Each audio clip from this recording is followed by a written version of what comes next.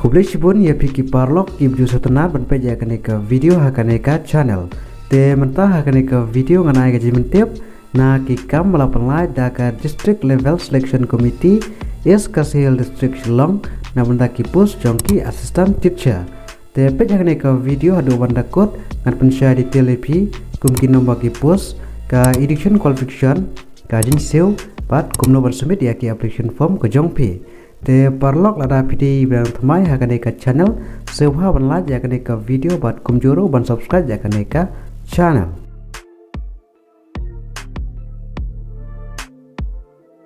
Ka office jong ka district level selection committee is Kasihil district Shillong ka code application namta ka teaching job ha Meghalaya ban attend sha ka interview namta ki post jong ki assistant teacher ha ka art life science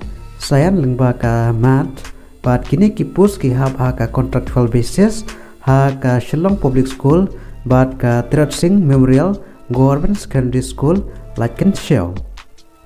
Te mentang ini page ya ki post detail te ha ki post jong ki assistant teacher ha ka art ki nombor ki post ki velat ka don tangkawe ka jaka posting ka de ha ka Shillong public school Shillong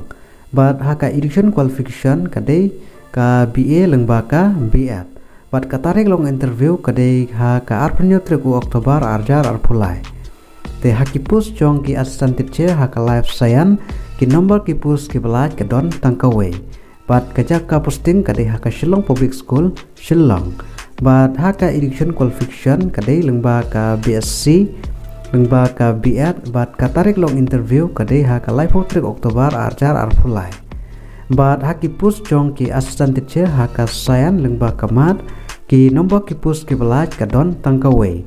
bat kajaka posting kade haka Tirat Singh Memorial Government Secondary School Laken Show bat haka education qualification kade lengba ka BSc PCM lengba ka BEd bat katarik long interview kade haka Shitrik November arjar arpulai bat hakarta ka fill up na apply kade hakarta ka bakat pra hadu live asnyam karta pat plus sansnyam na benta ki SC ST candidate bat haka jinsiu ka balai pojar haka shibnai te haka selection process kade lengba ka interview. Te kumno ban apply namta kini ki post jong ki assistant teacher job. Telada pidon kamon bat ka karan pule pila ban apyar namta ka interview bat kumjuru lengba ka application ha ka standard application form bat ki original document ban produce ha ka por long interview namta ka verification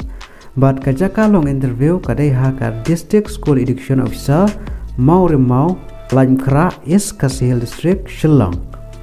Te parlok tanggini jiben tiap namanta kini ki post jong ki assistant teacher bar ingin page pat aku wika video